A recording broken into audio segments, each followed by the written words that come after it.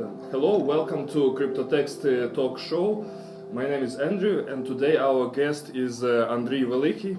Velykyy from Ukrainian is translated as the word as great, and recently Paytomat, the company where Andriy is business development manager, had really great success in the World Blockchain Forum Dubai, and that's what I want to start with. Hi Andriy, what's your impression from the World Blockchain Forum in Dubai? Hello everyone, good morning, thank you very much for inviting. Yes, this is true, we just came back from Dubai where we participated in World Blockchain Forum, an event organized by Mo Levin. Mo Levin is most famous for his keynote events, but this time for some reason they changed the naming, so this keynote was called World Blockchain Forum Dubai. Anyways, the great success you've mentioned, thank you for it. It is prize winning at the ICO pitch. We were one of three companies that after their ICO pitches were invited to the stage, and that was kind of a big surprise for us. We didn't even know we were participating in a contest, and yes, we won one of three places. There is no one first, second and third place. They all are equal, and the prize was $100,000, which was equally distributed between the winners. Yeah, great. And you mentioned Mo Levin, organizer. I also was in Dubai. I had a chance to speak with him, and what I was impressed, because I knew that Mo is a very famous person in the blockchain world, that he actually visited Kyiv. He likes Kyiv very much, and he even has a souvenir. He came here just during Maidan or just before Maidan. He has the brick which was used. He took it back to US. That's really great, and I hope we'll see more in some conference in Kyiv. And I hope also to invite him as one of the future guests for our talk show. What's in Dubai? Because I see that you travel a lot. You've been recently in South Korea, China, many countries. How can you compare that conference comparing to others in terms of investors, in terms of the speeches, the quality of speeches? Well, what was the main thing which were interesting for you there? So let's talk about conferences. So far, I've seen during this roadshow, I've seen a few of Dittany. I've been to Token 2049 in Hong Kong. I've been to Deconomy in Korea. I also had a roadshow with private meetups in China, but it's actually hard to compare to the conference, because meetups is one thing, conference is kind of other. And then yes, it has been keynote by Mo Levin. Oops, I'll just turn this over. Yeah. I kind of liked it. I liked how many investors were present. Sometimes there is a problem at the conference when you find a lot of other projects but almost no investors, and this kind of sucks. Because you meet good people. Everybody promotes their and when an investor enters the room and someone says like, hey, he's an investor, and all the projects start running to him, and it is almost impossible to pitch in such conditions. So that was definitely not the case here. Here in Dubai, I also had the impression that, of course, there were too many ICOs and much less investors, much smaller number of investors, but still there were quite a lot of investors. And what I spoke with many people, and I invited them to Ukraine because we have a big blockchain community, and almost every day there is some meet up, and few times a month there are some big conferences. And I have a very good impression that many of them, they were interested, and some of them already been to Kyiv, to Ukraine. What's your impression in the conversation? Do you invite your colleagues, partners, friends to Kyiv? Do you have any maybe interesting partnership in terms of Paytomat or other projects you're involved? Right now, I personally don't spend that much time in Kyiv, which makes it kind of tricky for me to invite people in Kyiv because I'm rarely here. On the other hand, let's see our partners from Shenzhen that we had a great conversation with. We have future plans to work together to do some strategic partnerships in China. They should probably come to Kyiv in the next few weeks. And the purpose of the visit is obviously to see the office, to get to know people, because when you've got a big partnership and they just see you personally, it is a bit hard to cut the deal. They need to see the project on a global scale, they need to see it working, they need to see the restaurants where it is already working, and then there is the reason for inviting them here. So actually your office, Paytomat, it's kind of open for new, for example, if some crypto enthusiasts, journalists, investors, developers, they come and they would like to check how Paytomat is working, so you Absolutely. accept guests? Yeah, absolutely. Yeah, that's great to mention, because I hope many people who will watch our video might be interested in this. Because what I like in Paytomat, that's the essence of bringing cryptocurrency into masses. Yes. Implementation of this payment option, which can be very important for the crypto economy in general. So people who work in the crypto area and also all the related specializations, all the related jobs, they can actually spend their balance in crypto in many places. Yes. How is it developing now in terms of geography? You've been to many countries recently and you'll be traveling more. Which geographical areas are maybe more interested in this? So now we work with Ukraine, Georgia, Estonia. Next phase for our next stage for our project that we hope is going to launch in 3 or 4 weeks is going to be Netherlands, UK and Germany. We are definitely interested in Asian markets and we're looking forward to working with South Korean market. I'm not quite sure about China, even though we have good partners there and investors, because in China they mostly use WeChat for like everything, including payments. And when we show them the project, they say, wow, that's a cool thing, but we already have all our payment in mobile, plus the regulations and deal with the government in China is kind of tricky. We are definitely interested in North America market, especially California, which supports crypto a lot. And they are calling us each and every day asking when can we start, and right now we're just dealing with 2 main issues. First one is legal, the second part is integrated into Squirrel. Squirrel, it is the POS mostly used in North America. Yeah, so different countries, they have different POS, so additional development work should be done. Yes, absolutely. Our team is working 24/7 on 2 main things. First one is integrating more cryptocurrencies to the list, and second, integrating more POS into the list, and we're kind of matching them. Yeah, actually in Dubai, when I came near the stand of Paytomat, I saw the ZenCash integration and Yes. testing, so it works now.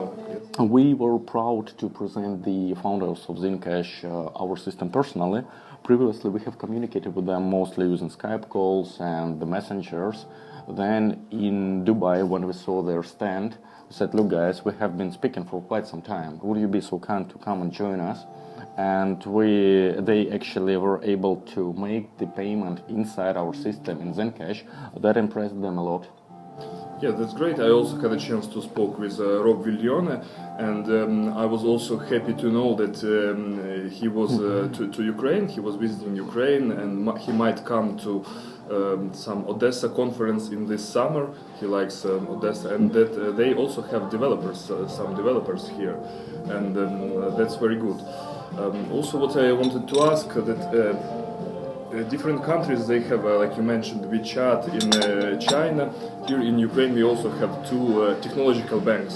Like one is Privat, which is now state-owned, but another management from Privat, which founded like Monobank. It's also a mobile-owned bank, and both Privat and Monobank, they provide also cashback, and it would be hard to compete with these existing card options.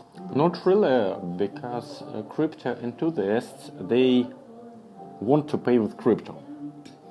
I'd say here, after we finish coffee, I would be happy to pay for it. I think today I'll pay in waves.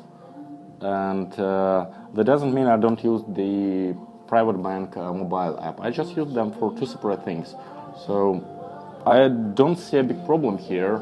Yes, most of the country is currently using those applications you've mentioned for person-to-person, for peer-to-peer transactions, but that doesn't mean they won't be able and they won't want to pay in crypto.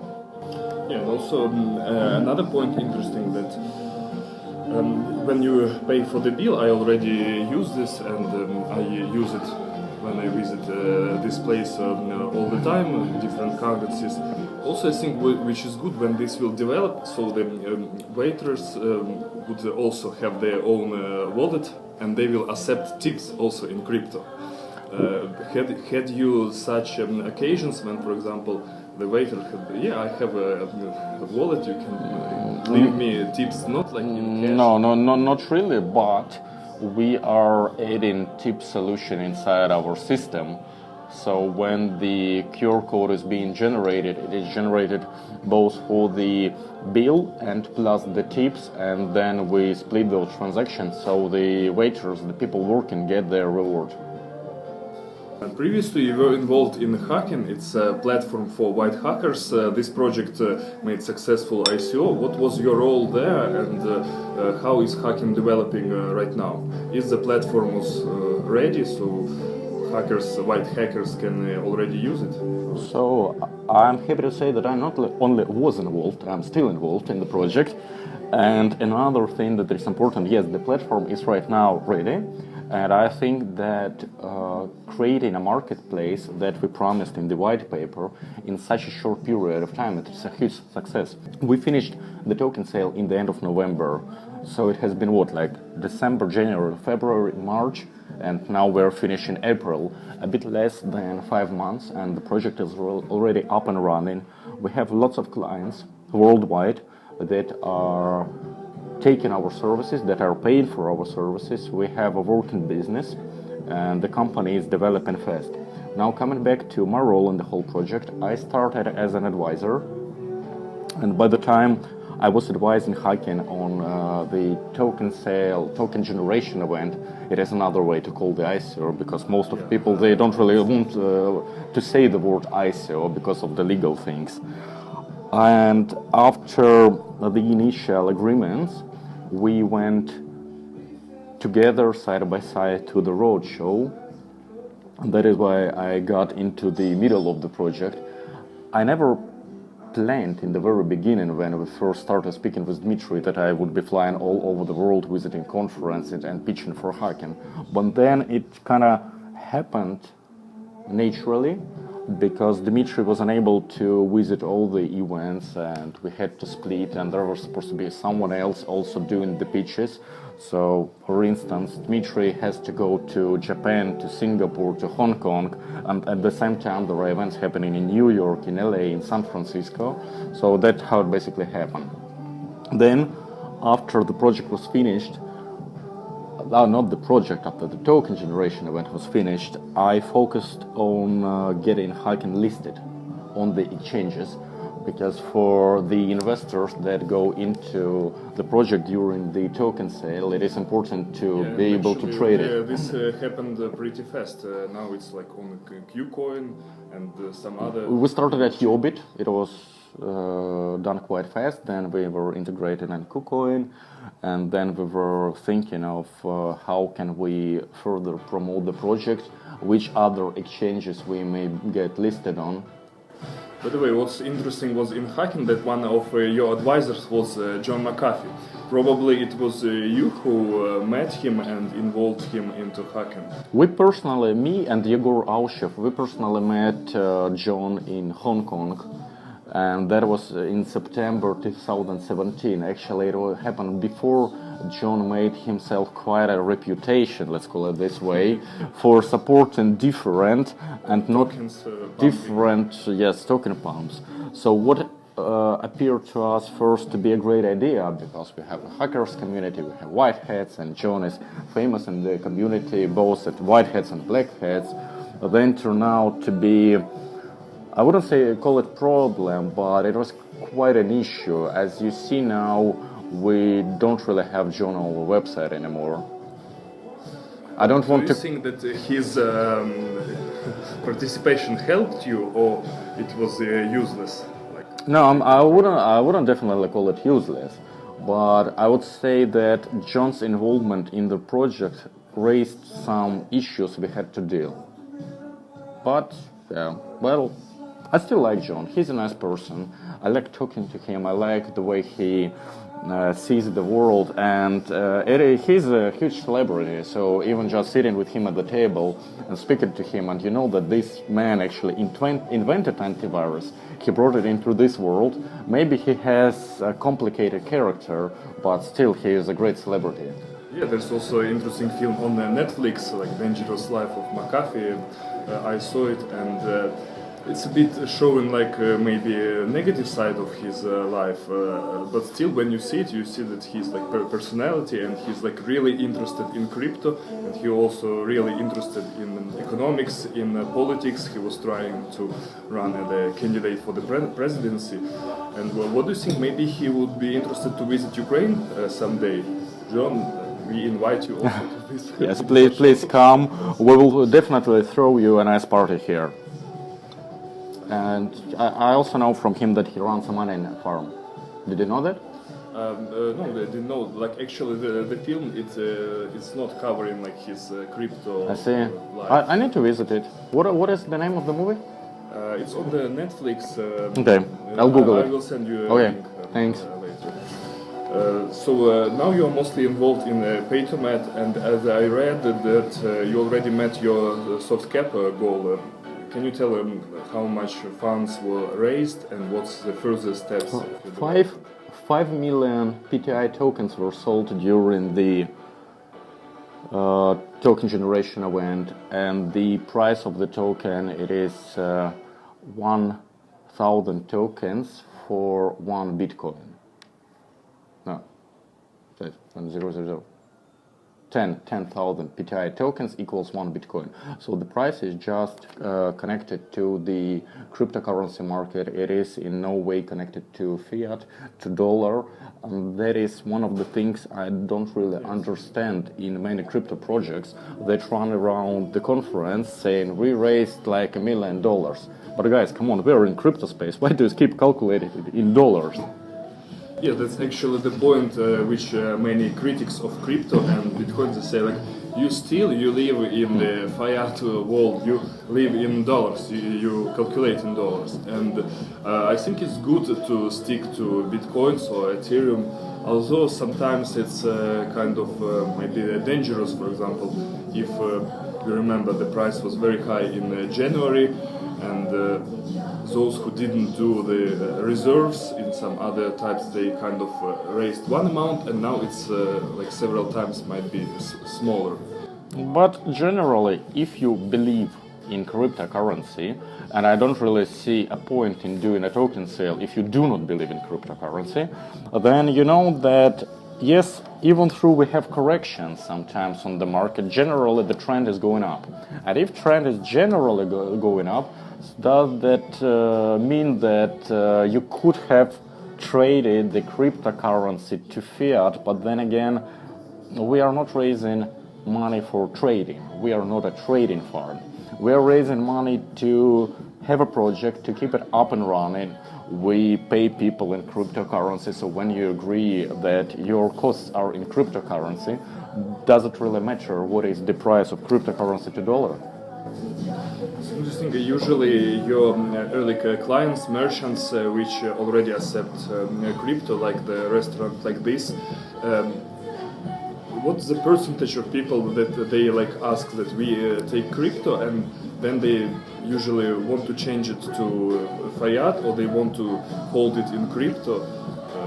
How it's well, sad story about our market is that crypto enthusiasts don't really own a lot of restaurants. So as a result, that means that most of the places in retail we work with, in the very end they want to receive fiat money. So for them, crypto, it is good that it attracts new customers, but they still, in the very end, they want to have fiat. You will have in Paytomat your system of exchange. We developed a legal solution that allows them to receive fiat as the end result of the transaction. Also, you'll have your own wallet, which will accept like all the cryptos which are integrated into your system. Yes. We are working on our own wallet, but right now you can use any wallet you like for making the transactions. I mean, in terms of the supporting currencies, right? If you pay with Waves, you can use Waves wallet. If you pay in Dash, you may use Jax or something. How many currencies are supported right now? 10. 10 currencies. It is Bitcoin, Bitcoin Cash, Litecoin, ZenCash, Ether.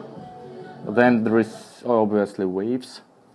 Okay, now I need to figure out 4 more of them. NEM, EOS. NEM. I don't think we support EOS right now. But I saw some news about like EOS integration. We're working on it, but it is not yet supported. EOS's blockchain is kind of hard to deal with, but yes, we'll definitely look to it. Yeah, actually about EOS it's interesting. Soon there will be first EOS meetup in Kyiv, and in one of your speeches you mentioned that you met Dan Larimer and you spoke with him. As for me, Dan Larimer is very interesting developer and also the person who understands a lot of economical issues, and he made 2 successful projects, BitShares and Steemit. BitShares I didn't try, but Steemit I use actively, and I like very much this social network and blockchain, which is transaction fees don't exist there, and that's why I think that EOS would be a great project. What's your impression about it? I witnessed the launch of EOS during the consensus event last year. So Larimer was here, and it was branded like the whole consensus event. It was full of EOS banners, full of meetups, information about the project. They threw quite a few nice parties also, which I was happy to attend, at one of which I had a chance to personally speak with Larimer, discussing where the project is going. I like the project. I think it has the great potential. I'm currently looking, so those projects there are commonly called Ether killers. Yes, so I'm definitely looking after EOS.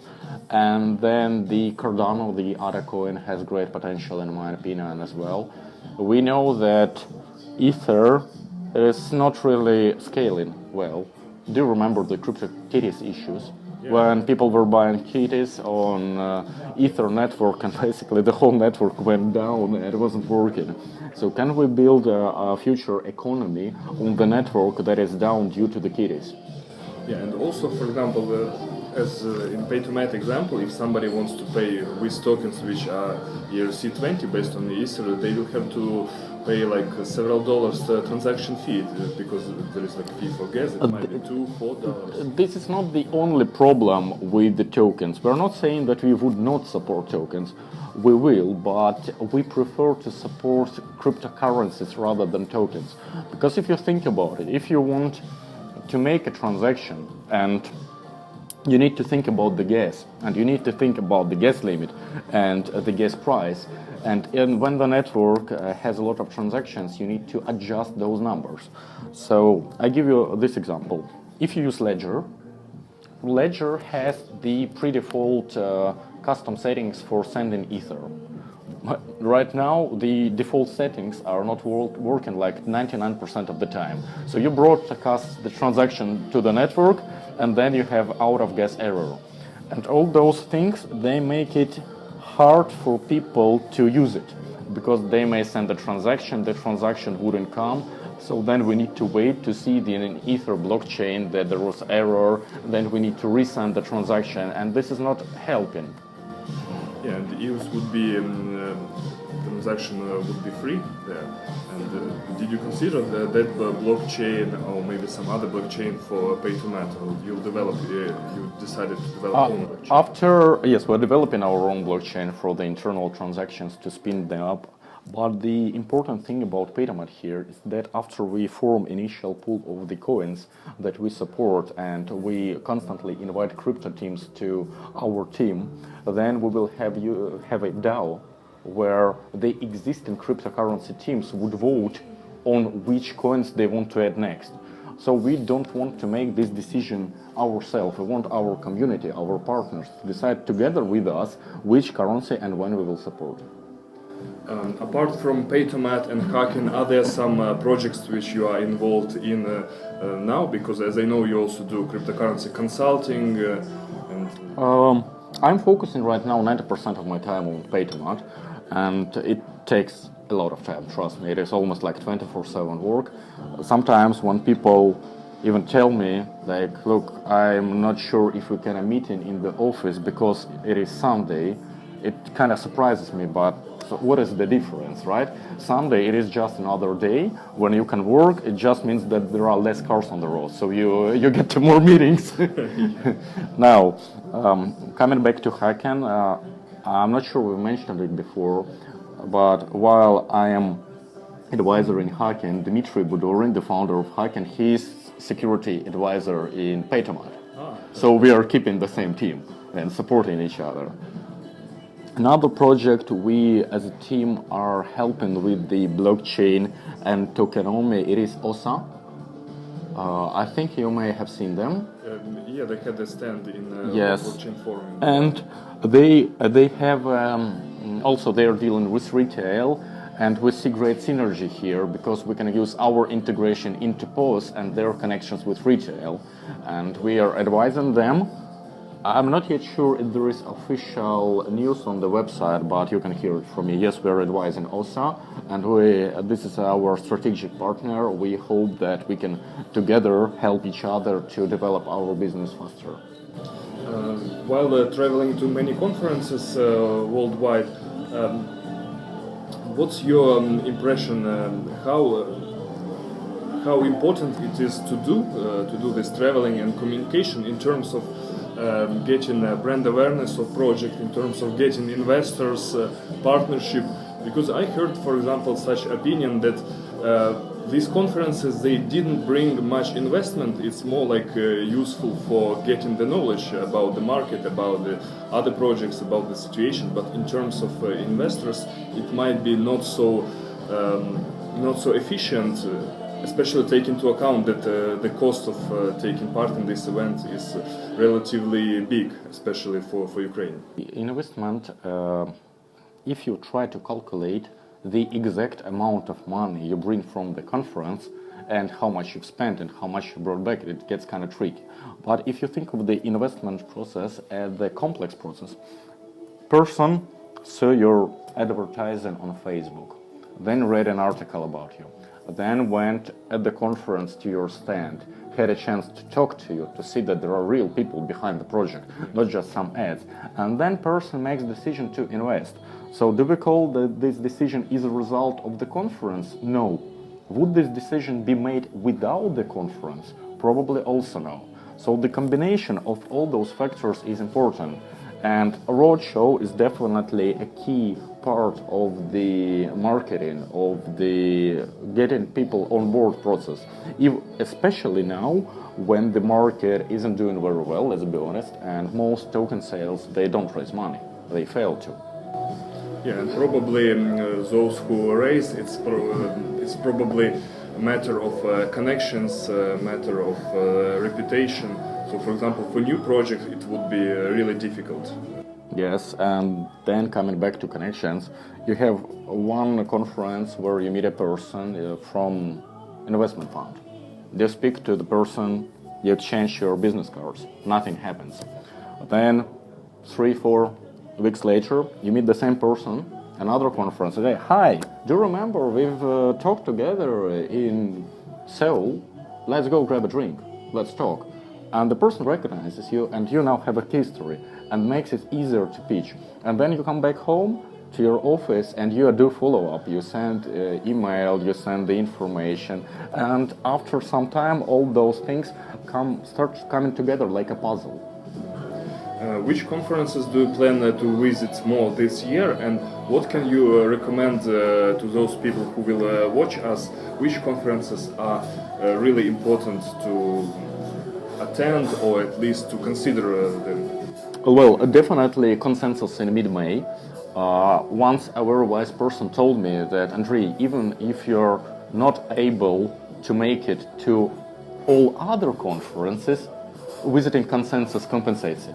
So definitely Consensus, it is the largest one. Everyone is going to be there. It is really good, that good.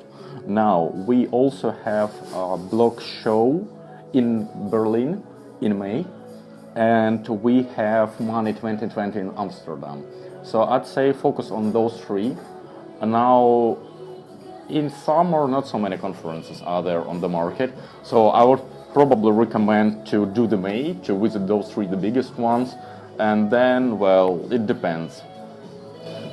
Also, you have a background in before crypto and blockchain business. You have background in other businesses like retail, fintech, do you think IT.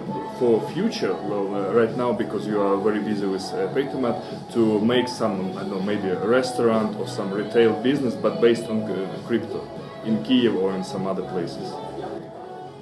I'm not sure, because if I start a retail business, if I, let's say, reopen my shops for clothing, I will need to start dealing with people who are buying, selling, importing clothes, and I prefer to speak to crypto people. So it is always a question of whom do you want to spend time with. And for me, people who are involved in crypto, people who want to change the world, people who have all those brilliant ideas and they're actually moving the whole process, is way more interesting than speaking with buyers from, I don't know, from some clothing brand. That's right. In general, now Kiev is becoming one of the cryptocurrency capital, and that's very great. What do you think should be done more in Kiev to fasten this process? We have already a blockchain hub, crypto cluster, we have a number of good co-workings, a number of good places, a lot of startup offices, but what should be done more, what do you think? Okay, a few things. Now, I just thought about it, coming back to your previous question about retail business. Maybe some years from now, when I'm finished with all this hard work, I would open a small bar just for crypto friends. So it would not be business, it would be just a matter of communication.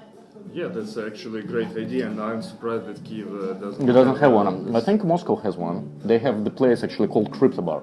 Yeah, and actually the Paytomat has already ready solution to accept. Yes, sure. So yeah, we will definitely think about it. But also I asked, for example, there is such an idea that there could be a combination of startup businesses, research institutions, and scientific area. As you know, Kiev and Ukraine has a big scientific potential left in these terms of to make such a kind of clusters.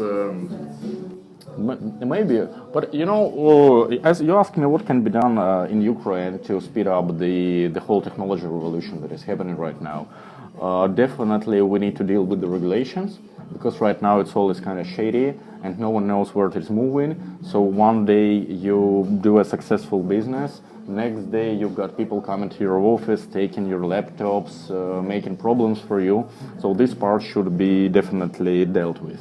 Secondly, I think that to be on the global map, we also need to do something with our airlines. We definitely need to accept more airlines from different countries, because a lot of people who are constantly traveling, they don't want to make 10 connecting flights just to get to Kiev. And that is one of the biggest things for me personally, when I see people that are having direct flights anywhere, so they can arrange their meeting schedule to be here, like today in London, tomorrow in New York, then in Asia, and in Ukraine we have to do it like this. It's not really helping. And about regulation, right now there are several groups which analyze, there are several law drafts. Are you taking part in this, and what's your position? What should be there in the regulation? I yesterday gave a short interview about that. Yes, I've been invited to those groups, but I believe there are two main issues with those law ideas. First one is that what cryptocurrency asks for is like zero tax, everything legal but zero tax. It is not really achievable because doesn't give anything to the government, and it is not a win-win strategy. So I think it is a win-win strategy because if we have a zero tax, and also what I think should be important to make the Kiev as kind of good place for making ICOs. So if the companies from all around the world can start a company here and easily move funds from crypto to hryvnia and vice versa, then they would consider Kyiv as their place for registration, because now unfortunately in Ukrainian company they have to register like Paytomat in Estonia because that's easier. See, so that's the main point. And why zero tax would be also beneficial for the government, because the more people, the more investment comes here, it will benefit other jobs also. It will create high quality jobs, because we don't need to focus on agriculture or the types of jobs with low added value. And blockchain by definition and everything crypto related, it is making really big added value, so it should be beneficial. I still think that asking for 0% tax rate is a bit idealistic. And it is better always to ask for the things you can actually get than things you ask for and then got refused. So something like 5% sounds much more reasonable for everyone.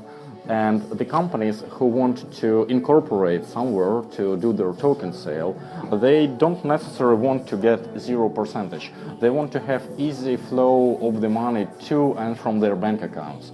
Now, if Ukraine is able to do that, allow companies to be registered here, allow those money to come in, companies would come here no matter the tax. That brings us to another thing. Right now we have so many problems getting money to Ukraine and from Ukraine that thinking that tomorrow that would all be solved and people would get investments in Ether from all over the world, get those investments here to Ukraine, convert it to hryvnia, to euro, to dollar, and then send a SWIFT payment somewhere place, I don't think it's gonna be working. I don't think it is realistic to believe in that. So not today, not with so many problems with the Ukrainian banking system. Because have you tried sending money to Europe? Yeah, I tried, but I used actually not banking systems. Non-banking systems, like Western Europe. So give it a try. Take 10,000 hryvnias that you legally owned. Go try to buy dollars in bank and send those dollars to, let's say, Austria. You're gonna be surprised how hard it is right now. You need to write like a SWIFT account. Yes, give your blood check perhaps. Yeah, that's what. But as we already mentioned, we have some technological banks, and I think they should be like, for example, Privat and Monobank. They are both like IT focused. Maybe. Other banks will also follow them. Maybe. There should be some good regulation. I think that should work. We hope that it should work. As I said, it is going to be a great thing for the country if it allows the token sale to be held here and organize the financial flow. I just don't see it working right now because we are like miles away from the normal system working. If a miracle happens, then that would definitely help. Now, for now, what we can do in terms of regulating the crypto, we can do first, we can regulate financial gateways. So even if it is like buying crypto for hryvnia and selling crypto to hryvnia, we can put it somewhere where it is all legally regulated. This is the easier thing to do, not only in terms of monitoring financial transactions, but also in terms of transactions. If we try to develop a legislation for people being taxed after buying and selling different crypto on exchanges, that makes it complicated. And then, as I said, complicated sometimes means unrealistic. I'll give you an example. I take to get hryvnia, I go get Bitcoin somewhere. Or what is even trickier, I go and mine Bitcoins. Now I take those mined Bitcoins, go to exchange in Slovenia or the States, and I transfer those Bitcoins to Ether. Now Ether price goes up. I decide to sell Ether back to Bitcoins. So I've got mined Bitcoins, which amount increased over time. Tell me, how do you tax it? How do you calculate the amount to be taxed? And how do you monitor it? Yeah, I think it should not be taxed. See, this is impossible. Yeah, and why? Talking about regulations, I think there should be like no tax for this, because if, for example, we imagine that lots of people from crypto blockchain area, from startups, they come to Kyiv and anyway they'll have to spend money here for the hotels, restaurants, other goods and services. So they already pay value-added tax and other taxes which are like indirect. Yes, in a way, yes. And the last question I would like to ask is what cryptos, what projects would you suggest to read? I say specifically to read because we don't advise to invest, to buy. This is not an investment advice, this right? should be done because it's like a high risky thing and everybody should understand this. But to read, because when you hear about the projects, anyway, you'll do some reading about this on the website, on other specific. Maybe even read white paper. Yes, maybe. Yes. Yeah, no, usually people don't read. Yes, yeah, usually people don't. But just basic information. And what projects would you suggest to take a look at? Paytomat and Hacken. That's understandable. Now, as I said, I really like Cardano. Probably EOS might be interesting too. So let's focus for now on those four, just to get the scope narrowed, not to focus on too much of them. So thanks. We'll be following Paytomat, Hacken, as well as other Ukrainian startups. Thank you very much for inviting, and please have a pleasant day. And I hope to see you, in future for some other conference, some other interviews. Yes, Cryptotexty media. We really aim to be a global media and to attend all the important conferences, some of which you mentioned, and others. See you later then. Thanks. Thank you very much. Thank you.